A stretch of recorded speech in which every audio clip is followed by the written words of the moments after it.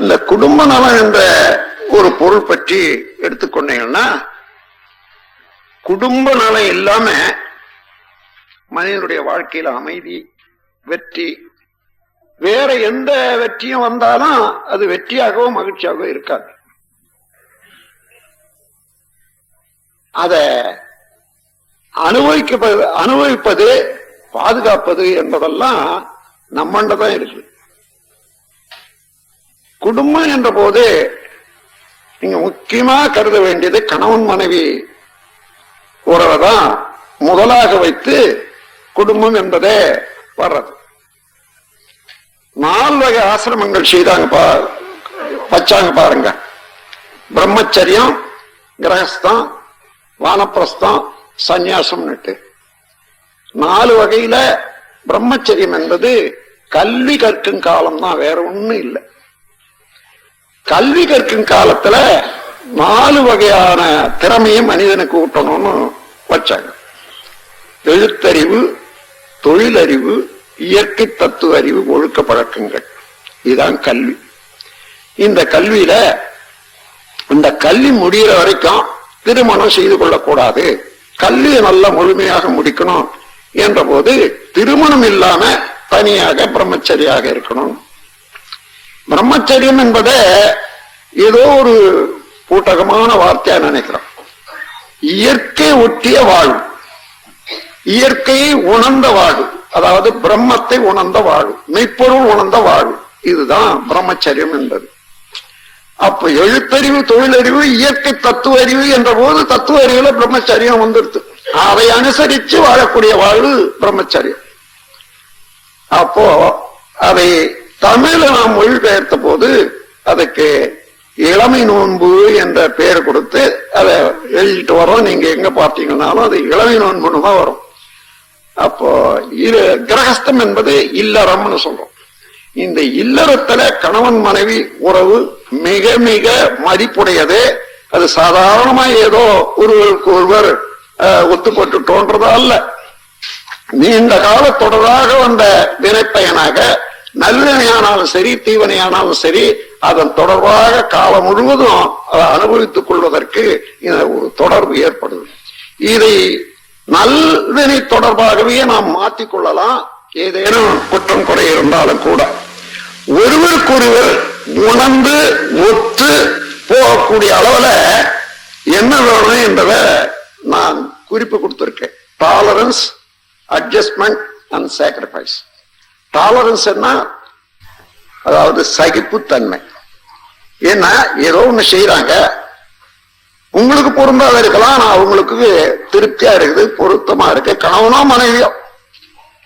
ஆனா உங்களுக்கு பொருத்தமா இல்லை அல்லது அந்த சமயத்துல இது தேவையா இல்லைன்றதுக்காக அவர்கள் பேர்ல எரிஞ்சு விடுறது, அதை தவறா செய்யறது என்று சொன்னா அங்க பொறுக்க முடியல என்றது அர்த்தம்.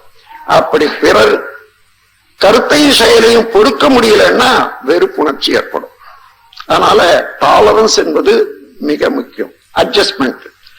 சில சமயத்துல கொஞ்சம் முன்ன பின்ன நீங்க 8 மணிக்கெல்லாம் உணவு வேணும்னு எதிர்பார்ப்பீங்க, 8:15 ஆயிடும் அல்லது 8:05 ஆகணும்னு வச்சுங்க.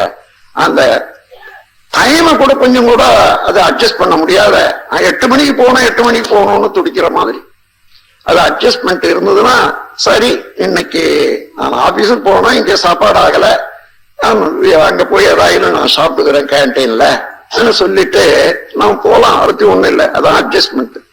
அப்புறம் சாக்ரிஃபைஸ். சில சமயத்துல எல்லாரையும் நம்முடைய கொள்கையை விட்டு கொடுத்து பிறருடைய நன்மைக்காக குடும்பம் நன்றாக வேண்டியது. இந்த 3ஐயும் நீங்க உணர்ந்து எந்த அளவுல நீங்க அதை பின்பற்றீங்களோ வாழ்க்கையில எந்த விதமான சிக்கலும் வரவே வராது. ஒருவருக்கு ஒரு உணர்ந்து.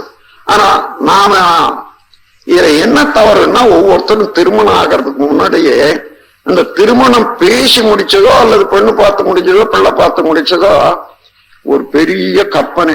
அது தேவலோகத்துல இருந்து எனக்கு கணவன் வராருன்றது. அதே போல எனக்கு பெரிய அந்தஸ்து உள்ள பெண்ணு வரப்போறான். இப்படி இருக்கணும், அப்படி இருக்கணும், அப்படி இருக்கணும், இப்படி இருக்கணும்னு மனசால மூட்டை கட்டிக்கிட்டே இருக்கிறது, கோலம் போட்டுக்கிட்டே இருக்கிறது. கற்பனையினால என்ன ஆகுது, யதார்த்தமா இந்த கற்பனை பண்றதை விட எத்தனை பேர் கல்யாணம் பண்ணிட்டு இருக்காங்க, ஒருத்தரோட ஒருத்தர் எப்படி இருக்காங்க, ஏதோ சிரமமும் இருக்குது, நட்டமும் இருக்குது, கஷ்டமும் இருக்குது, அவங்க எல்லாம் பாக்குறாங்களோ அது போலதான் நம்ம வாழ்க்கை இருக்குன்னு தெரிஞ்சுக்கிட்டு இருந்தா உண்மையாக ஏதோ ஒரு சிக்கல் வரும்போது ஒண்ணுமே தெரியாதது, எல்லாரும் இது இயல்பையா இருக்கு, நான் என்ன செய்யணும்னு தெரிஞ்சுக்கலாம். ஆனா இவர் கற்பனை பண்ணிக்கிட்டு இருக்காங்க பாருங்க, அதுல இருந்து ஒரு சிறு தப்பு இருந்தாலும் கூட, சிறு மாற்றம் இருந்தா கூட தாங்க முடியல. இதுல கணவருக்கு மனைவியும் மனைவி கணவனும் விட்டு கொடுக்கறதுனாலயோ அல்லது பொறுத்து போறதுனாலயோ இறங்கி போறதுனாலயோ எந்த விதமான குற்றமும் நட்டமும் உலகத்துல இல்லவே இல்லை. கொடுத்து ஒத்து போய் அதை அட்ஜஸ்ட் பண்ணிட்டு போற போது ஒரு சிறு அளவுல தான் நீங்க விட்டு கொடுக்குறீங்க, அவனுடைய லாபம் ஆயுள் முழுவதும் லாபமாகவே இருக்கும். பிறருடைய விருப்பத்தை உணர்ந்து அதுக்கு தக்கவாறு நடந்து கொள்ளக்கூடிய மனப்பான்மை வேணும். இன்னும் ஒரு பெரிய பழக்கத்தை ஒட்டிய கருத்து உலகம் முழுவதும் இருக்கிறத பார்த்தேன். ஆண்கள் எல்லாம் பெண்களை இரண்டாம் தர குடிமக்களாகவே நினைக்கிறதே இந்த உலகம் முழுவதும் இருக்கிற வியாதி. எல்லாம் வல்ல இறைவனே எல்லாவற்றையும் படைத்து காக்கக்கூடிய ஆற்றல் இருந்த போதிலும் கூட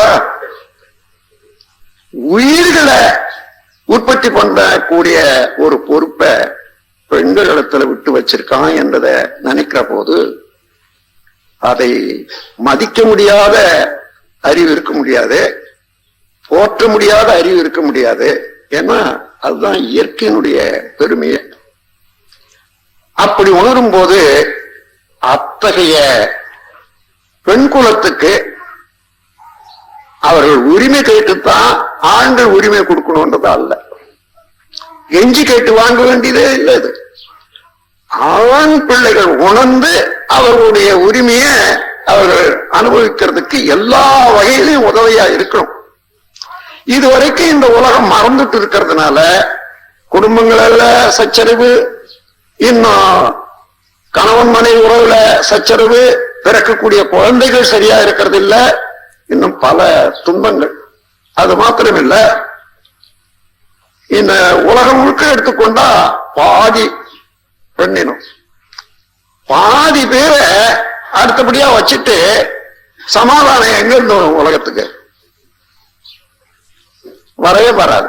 சமாதானம் என்றால் சமாசனம் என்றது அர்த்தம். சமாதானம் சமாதானம்.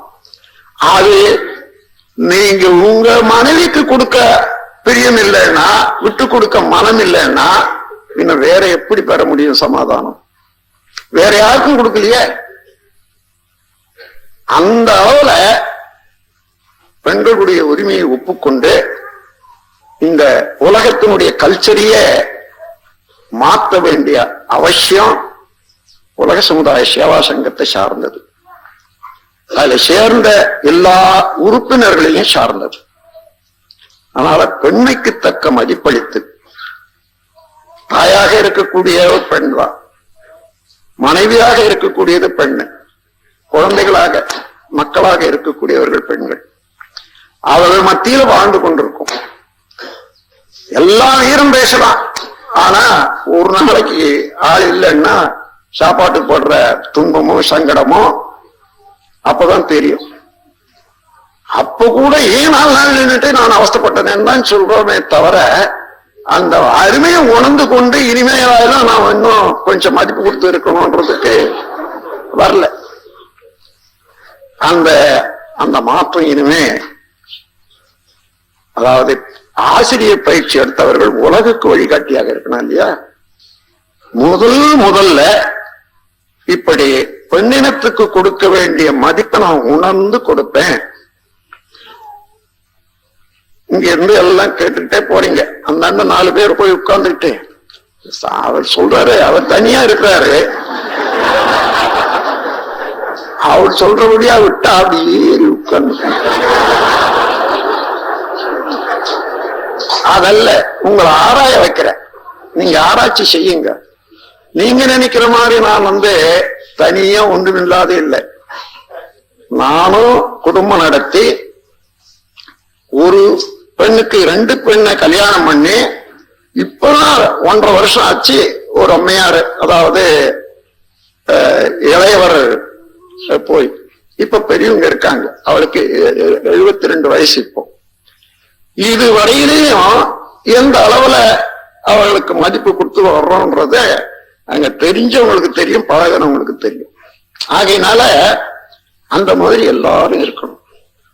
நாம் என்ன நினைக்கிறோமோ அதே போல அவங்க செய்யணும்னு நினைக்கிறத விட அவர்களுக்கு அறிவு இருக்கிறது, அவர்களுக்கு உரிமை இருக்குது, அவர்களுக்கு இன்னது செய்யணும் என்ற ஆசையும் இருக்கிறது, செய்யட்டுமே. அதற்கு மேல நம்முடைய ஆசையை தெரிவிச்சு நீங்க என்ன செய்யுங்கன்னு சொல்லலாம் இல்லையா? 80 விதமான நன்மைகள் உங்க விருப்பம் போல இருக்கும். ஒரு 4 செயல்கள் உங்கள் விருப்பத்துக்கு ஒத்து வராதா இருக்கலாம். அது தவறு என்று அல்ல, நீங்க அது சரின்னுட்டு தெரிஞ்சு கொள்ள முடியாத போது அது தவறுன்னு நினைக்கிறீங்க. இவைகளெல்லாம் சிந்திக்கும்படியாக இந்த நேரத்துல உங்கள் மனதுல அந்த ஆராய்ச்சியை தூண்ட வேண்டியது என்னுடைய கடமை. உங்களுடைய குடும்பத்துல மதிப்பளித்து இந்த ஒற்றுமையை வளர்த்து கொண்டீர்களேயானால் அப்பொழுதுதான் உங்களுடைய குழந்தைகள் உங்க சொல்ல கேட்கும், நல்ல குழந்தைகள் பிறக்கும், குடும்ப அமைதி இருக்கும். ஆபீஸுக்கு போனாலும் கூட குடும்பத்தில் இருக்கக்கூடிய அமைதி உங்களுக்கு காரியாலயத்துல எந்த செயலையும் அமைதியாக செய்யவும் இனிமையாக அனுபவிக்க முடியும். அங்க குழப்பம் இருந்ததுன்னா என்ன ஆகும்னா, எந்த வேலை எவ்வளவுதான் பெரிய வேலை உத்தியோகமா இருந்தாலும் சரி, இந்த குழப்பம் அங்க வெவ்வேறு வகையில எடுத்து காட்டி அது ஆபீஸ்ல இருக்கக்கூடிய உத்தியோகத்தை கூட பாதிக்கும். அதனால இனி வருங்காலத்துல முதல்ல பெண்களுக்கு கொடுக்க வேண்டிய ஒரு பெருமை மதிப்பு அதை கொடுத்துத்தான் ஆகணும். அதுதான் சமாதானத்துக்கு. ஏன்னா நம்ம சமாதான வாழ்வை முன்னோக்கி நிக்கிறோம், அமைதி வாழ்வை முன்னோக்கி நிக்கிறோம். அதற்காகவே நம்முடைய சங்கத்தை அமைச்சிருக்கோம். ஒன்று. அதன் பிறகு குழந்தைகளை கூட அதட்டி அடிச்சு நாம் திருத்தி விட முடியாது. ஏனென்றால் குழந்தைகள் வேறு யாரும் இல்லை. அது ஒரு பழமொழி சொல்லுவாங்க, தாயை போல பிள்ளை நூலை போல சேலைன்னு சொல்லுவாங்க. நீங்க பெற்றெடுத்த குழந்தைகள் உங்களுடைய தொடர் என்றதை மறக்கவே வேண்டாம். அப்போ அது செய்யக்கூடிய குற்றம் அதை இது இதெல்லாம் நீங்க உள்ள அடங்கி வச்சது இப்ப எடுத்து காட்டுது, அது தனியா வந்துடல. அப்போ ஓஹோ இதுதான் என்னுடைய வினை. ஒரு அன்பர் சொன்னாரு, அவருடைய மகன் ஒரு சந்தர்ப்பத்துல கொஞ்ச நேரம் போதமுட, அப்பொழுது அவருடைய மகனார் வயது வந்த பிள்ளை, திருமணம் எல்லாம் ஆயிருக்குது. ஏதோ ஒரு சண்டை வந்த போது தந்தைய காலாலே எட்டு உதச்சிட்டாரு. அம்மாவும் பார்த்துட்டு இருந்தாங்க. உடனே அந்த அம்மாவுக்கு இவருக்கு எவ்வளவோ ஆழ்ந்த சிந்தனையில போயிட்டாரு, அடி வாங்கிட்டு. அந்த அம்மாவுக்கு பதட்டம் அதிகமாயி அவனை கண்ணாபண்ணான்னு பேசி மனம் வருத்தம் தாங்க முடியாத அழுது அவங்க கஷ்டப்பட்டாங்க. அப்போ இவர் சொல்றாரு, இது அவனுக்கு பிரயோஜனம் இல்லை, என்னுடைய மகன் தானே, என்னென்ன இருந்தது அவன் அண்ட இப்ப துடித்து எழுந்து வருது. இப்ப நினைச்சு பாரு, ஒரு சில ஆண்டுகளுக்கு முன்னதாக அவனை பெறாத முன்னாடியே நீ ஏதோ ஒண்ணு சொன்ன, நான் பொறுத்து கொள்ள முடியாத உன்னை எட்டி உதைச்சி விழ வச்சு இடுப்பு நோயோட 1 மாசம் இருந்து இல்லையா? என் பிள்ளை எப்படி இருப்பான்? அன்னைக்கு ஒண்ணு தப்பில்லாத போது உன்னை உதைச்ச இப்ப வட்டி போட்டு எனக்கு வந்தது. அதான் அறிவு, அதான் அறிவு. அங்கதான் பொறுமை. இதே போல பல நிகழ்ச்சிகளை நாம் பார்த்திருக்கோம். பொறுமைனால அதை தாங்கிக் கொண்டவர்களுடைய உள்ளம் உயர்வது மாத்திரமல்ல, தவறு செய்தவர்களும் திருந்தி விடுவார்கள். அது சாக்ரட்டிஸ் என்ற ஒரு ஞானியாருடைய மனைவி கொஞ்சம் துடுக்கா பேசுவாங்களாம். ஏன்னா அவர் இளைஞர்கள் எல்லாம் கூட்டு வச்சு அடிக்கடி போதனைகள் செய்வது அவங்களுக்கு பிடிக்கிறது இல்லை. ஆளு வந்து உட்கார்ந்தா போதும் திட்ட ஆரம்பிச்சுடுவாங்களாம். சோம்பேறி பசங்க எல்லாம் இங்க வந்துட்டானுங்க, இங்க ஒரு சோம்பேறி வீட்டை வச்சுக்கிட்டு நான் கட்டிட்டார அப்படி இப்படின்னு பேசிக்கிட்டே இருப்பாங்களாம். அது பாட்டு பேசிட்டோன்னே இவரு டீச் பண்ணிட்டே இருப்பாரு, அதுக்கப்புறம் போயிடுவாங்க. இது நடந்துட்டே வந்த போது பல நாள் இந்த மாதிரி நடக்குது. ஒரு நாள் அந்த அம்மா பார்த்தா, இது என்ன எவ்வளவு சொன்னாலும் உங்களுக்கு சொரணை இல்லைன்னு சொல்லி ஒரு தொட்டியில, அங்க எல்லாம் தண்ணி இருந்தா எப்படி இருக்கும் மேல நாட்டுல ஐஸ் தண்ணி மாதிரி இருக்கும், அந்த தொட்டியில தண்ணி எடுத்துட்டு வந்து விடுவிடுன்னு வந்து எல்லாரும் உட்கார்ந்து இருக்காங்க பக்கத்துல, இவர் தலையில அப்படியே கொட்டிவிட்டாலும்.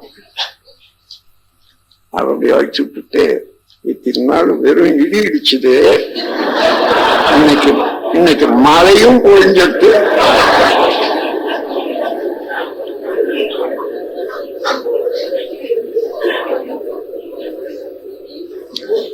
அவருடைய பொறுமைதான் வள்ளுவத்துல போற்றப்படுகிறது.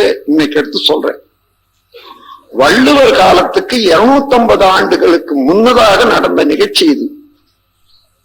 வள்ளுவத்துல குறிப்பிடுறாரு. அவரை இந்த இளைஞர்களுக்கு நல்ல போதனையே உண்மையான தெய்வம் என்னதுதான் என்றதை உணர்த்திய ஒரு குற்றத்துக்காக, அது இவர்கள் போற போக்குக்கு, அதாவது சர்ச்சில் உள்ள பாதிரிமார்கள் போன போக்குக்கு இவர் சொல்றது வித்தியாசமா இருக்குதுன்னு சொல்லி இவர் பேர்ல குற்றம் சாட்டி மரண தண்டனை கொடுத்துட்டாங்க. மரண தண்டனைன்னா, அதாவது இந்த கோணியம் என்ற ஒரு விஷம், அந்த விஷம் சாப்பிட்டா என்ன ஆகுனா முதல்ல காலில் தான் மறக்கும், அப்படியே மறத்து கொண்டே வந்து இருதயம் மறத்து போற போது விழுந்துருவாங்க. அந்த மாதிரி விஷத்தை அவருக்கு கையில கொடுத்து, இதுதான் நீ சாப்பிட வேண்டியது, இதை சாப்பிட்டுட்டு நீ மரணம் அடையணும்னு சபையிலேயே கொடுத்துருக்காங்க. அப்போ அவரு சில இதெல்லாம் நீதி எல்லாம் இப்போ சொன்னதாக அந்த லெக்சர்ல வருது. அப்படி அப்ப கூட பாதியில வந்து இதோட கூட நிறுத்திக்கலாம், இனிமே நீ இந்த பிள்ளைகளுக்கு இந்த துர்போதனை செய்யறது இல்லைன்னு சொல்லுங்க, இதோட நிறுத்திடுங்க, நீங்க பழிச்சு போலாங்க. இல்ல முடியாதுன்னு சொல்லி கடைசி வரைக்கும் அதை சாப்பிட்டு இறந்து விட்டார். வள்ளுவர் குரல்ல பாருங்க, பெயக்கண்டும் நஞ்சுண்டு அமைவர் மயத்தக்க நாகரீகம் வேண்டுபவர். இதுதான் வள்ளுவர் குரல்ல அந்த கால செய்தி. எப்படியும் இந்தியா வரையில எட்டி உலகம் முழுவதும் எட்டி இருக்குது. அதை வச்சு இப்பேற்பட்ட மகான் அல்லவோ பொறுமையை சாதிக்க வல்லவர். பெயக்கண்டும் நஞ்சுண்டு அமைவர் நயத்தக்க நாகரீகம் வேண்டுபவர். அம்மாதிரியா இருக்கிறத விட்டுட்டு சிறு சிறு விஷயங்களுக்கெல்லாம் சினம் கொண்டு, சினம் கொள்வது பிறரை அவமதித்தல் என்பது மறக்க வேண்டாம். இன்சல்ட், யார் மேல சினம் கொண்டாலும் அவர்களை இன்சல்ட் பண்றோம்னு அர்த்தம். அது மாத்திரம் இல்லை, அங்க யாராலும் விருந்து வந்து உட்கார்ந்து கூட சரி, அந்த இன்சல்ட் என்ற அலை இருக்குது பாருங்க, அவங்களோட எழுந்து போயிடுவாங்க. 2 பேர் இங்க சண்டை போட்டுட்டு இருந்தா, அதுக்கு மேல கணவன் மனைவி உறவுல ஒருவரோடு ஒருவர் உயிரையே இணைத்து கொண்டு இருக்கக்கூடிய எல்லா லாப நஷ்டங்களையும் பங்கு பெறக்கூடிய அளவுக்கு தியாக உணர்வோடு தான் வாழக்கூடியவர்கள். அப்பேற்பட்டவர்களுக்கு மனம் நொந்து வருத்தப்படுற அளவுக்கு ஒருவருக்கு ஒருவர் நடந்து கொள்ற போது இந்த வருத்தம் சாபமாகத்தான் மாறும். நீங்க அப்படி இருக்கக்கூடிய குடும்பங்கள்ல பாத்தீங்கன்னா இந்த வருத்தத்துடைய அலைய அந்த குடும்பத்துல நோய்களாக கணவனுக்கோ மனைவிக்கோ 2 பேருக்குமோ இன்னும் மீறி போற போது ஆக்சிடென்ட்ஸ் எல்லாம் வரக்கூடியது, பெரும் அளவுல ஆக்சிடென்ட்ஸ் வரக்கூடியது. கணவன் மனை உறவுல ஒருத்தருக்கு ஒருத்தர் மனம் நோக செய்து செய்து செய்து செய்து அந்த அலையை ஏற்படுத்திக் கொள்ள குடும்பங்கள்ல அதிகமாக ஆக்சிடென்ட்ஸ் வர்றதாக கண்டுபிடிச்சிருக்காங்க. அதனால எந்த செயல் செய்தாலும் அந்த செயலுக்குள்ளாகவே விளைய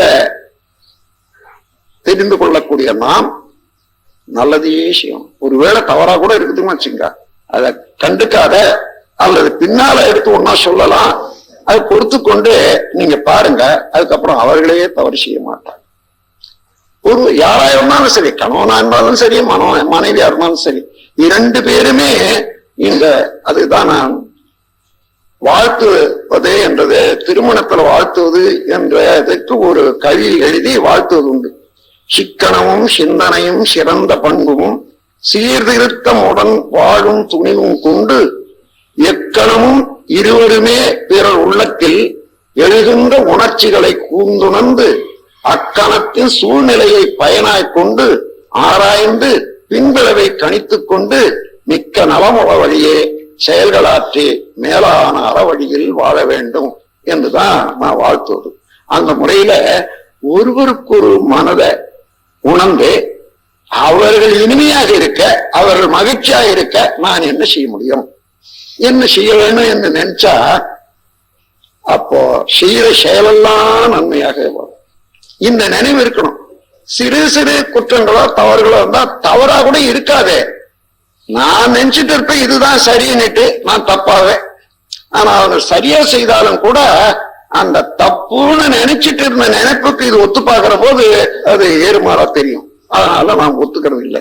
அதனால அவரவர்களுக்குரிய உரிமையும் அவர்களுடைய சுதந்திரமும் அளித்து அதே நேரத்துல ஒவ்வொருவருடைய கடமையும் சரியாக செய்ய வேணுமானால் அவர்களுக்கு என்ன நன்மை செய்ய வேணும். எனக்கு ஒரு அம்மையார் வந்தாங்க, என்னண்ட கணவனை பத்தி கம்ப்ளைண்ட் சுமார் ஒரு நீளமா ஒரு 10 கம்ப்ளைண்ட் படிச்சாங்க. இந்த மாதிரி குடும்பத்துல நான் எப்படி வாழறது? சரி, அதெல்லாம் வாங்கி வச்சுக்கிட்டேன். ஆமா, அவர் உங்களுக்கு எத்தனை விதமான நன்மை செய்திருக்கிறாருன்றதை கவனிச்சு பாருமான்னு. ரொம்ப நன்மை செய்திருக்காருங்க, அவருடைய ஆயுள் வரியந்தான் அதை எனக்கு செய்த நன்மையை மறைக்கவே முடியாது. நான் இங்க அவரை கல்யாணம் பண்ணிக்கும் போது 7வது படிச்சுட்டு தான் நான் இருந்தேன். அந்த சமயத்திலே கல்யாணம் பண்ணி கொடுத்துட்டாங்க.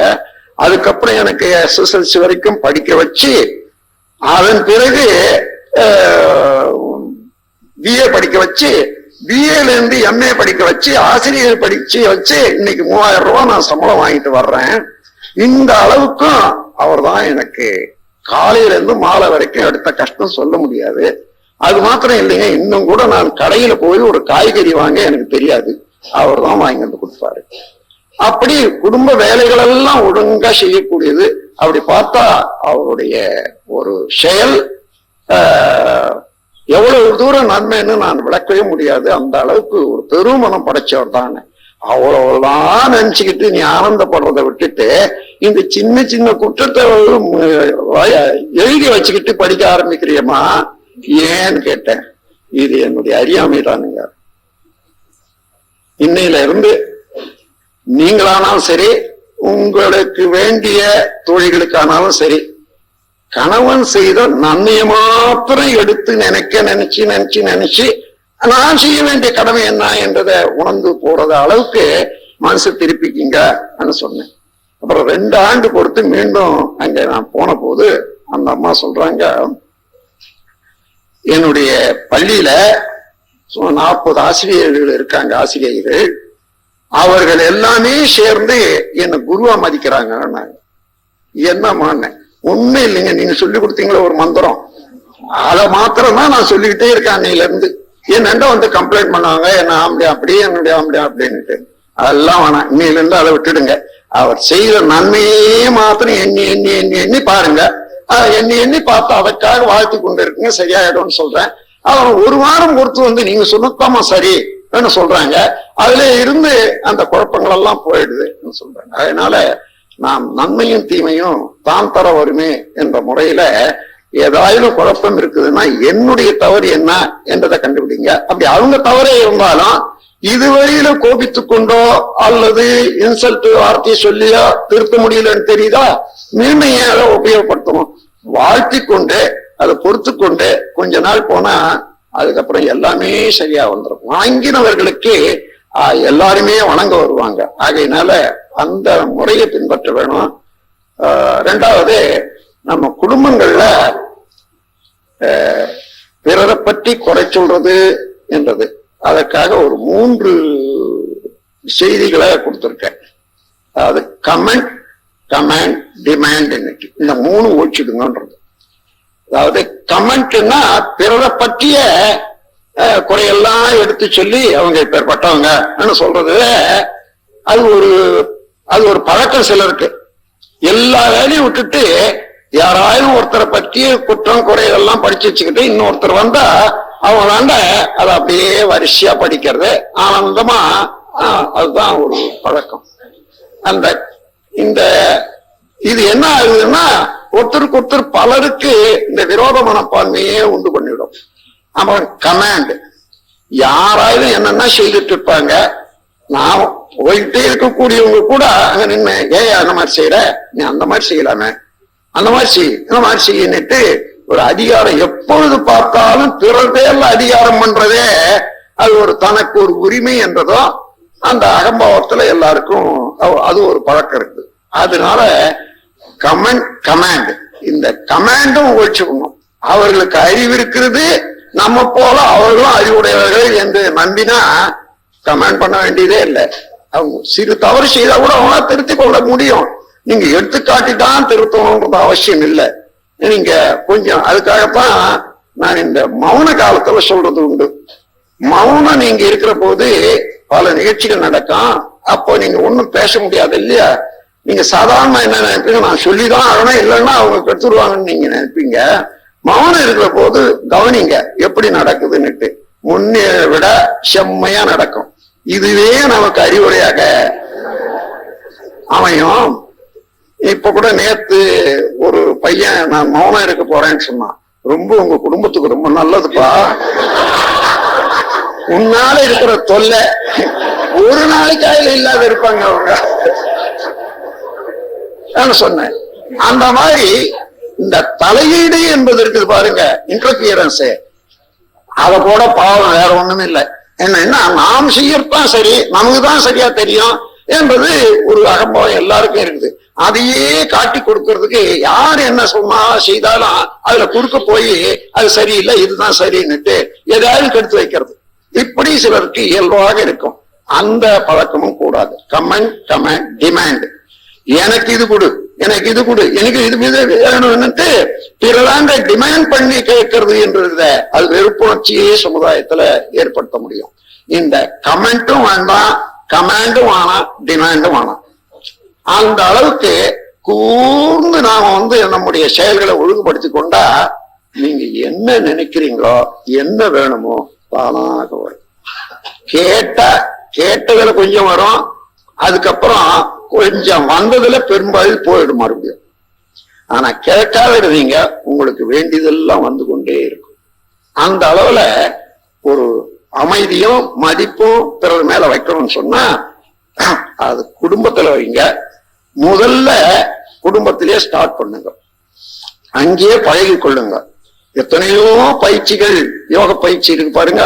அந்த யோக பயிற்சியில சொல்லக்கூடிய சிறந்தவர்த்தல், பேராசை, கவலை ஒழித்தல் எல்லாமே குடும்பத்திலேயே பழகி கொள்ளுங்க. அங்க பழகி கொண்டு வெற்றி பெற்றா அது எங்க போனாலும் அதுவாகவே இருக்கும். அந்த அளவுக்கு நம்முடைய கேரக்டரும் விருத்தியாகும் என்று சொல்லி இது குடும்ப அமைதிக்கு ஒரு சுருக்கமாக ஒரே ஒரு ஒரு பொருளை வச்சு இவ்வளவு தூரம் நான் எடுத்து காமிச்சிருக்கேன். எல்லாம் சிந்திக்க ஆற்றல் உடையவர்கள், குடும்பத்துல ஈடுபட்டு இருக்கக்கூடியவர்கள். உங்களுக்கு தெரியாதில்லை. இன்னும் ஒரு சிறு சந்தர்ப்பத்தை சொல்லிவிட்டு நான் அதை முடிச்சிடுவேன். எனக்கு 2 மனைவிகள்ன்றது சிலருக்கு தெரியும், சிலருக்கு தெரியாது. வாழ்க்கை வழக்கம் படிச்சவங்களுக்கு எல்லாருக்கும் தெரியும். அப்போ ஒரு நாள் என்னாச்சு, இது சுமார் ஒரு 25 வருஷத்துக்கு முன்னதாக நடந்திருக்கும், அல்லது 30 வருஷத்துக்கு நான் வீட்டை விட்டு வெளியேறுவதற்கு முன்னதாக, அது வெளியேறுவதுன்னா நான் முழுமையாக என்னை இதுல அர்ப்பணித்துக் கொள்வதற்கு முன்னதாக. அப்போ நான் சாப்பிட உட்கார்ந்தேன், சாப்பாடு போட்டாங்க, எல்லாத்தையும் சாப்பிட்டுட்டு நான் எழுந்து வந்துட்டேன். அதுல என்னன்னா, எனக்கு பொதுவாக கூட்டு போட்டு முதல்ல கொஞ்சம் சாப்பிடுறது, அவ்வளவுதான் சாப்பாடு. கடைசியில மோர் வேணும்னா போட்டுவேன், இல்லைன்னா அதோட எழுந்துருவேன். இது கூட்டு பண்ணி வச்சாங்க, அதுல உப்பே போடலை. அதனால நான் பார்த்தேன், சரி உப்பு போட மறந்துட்டாங்க போலது, பரவாயில்ல.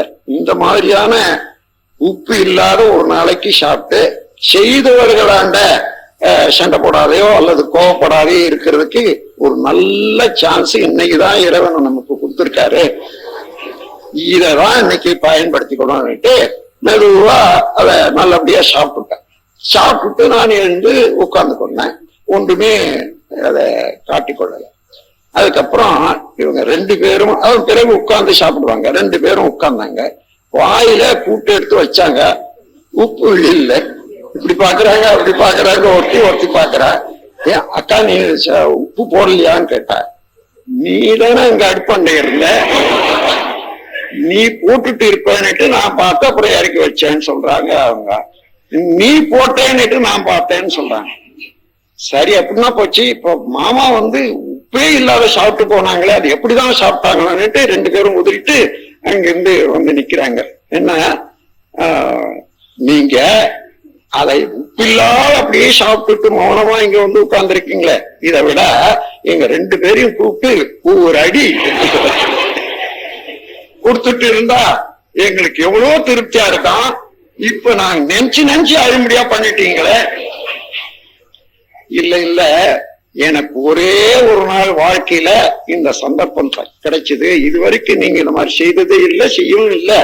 ஆனா இதை நான் பொறுத்து கொண்டு நான் சமாளிக்கிறேனா என்பதை காட்டுறது, அது பொறுமைக்கு வந்த ஒரு வெற்றி என்று கூறி, அது மாதிரி பொறுமையை சாதிக்கிறதுக்கு விழிப்பு நிலையோட மதிப்புணர்வோட இதை சாதித்துக் கொள்ளலாம்.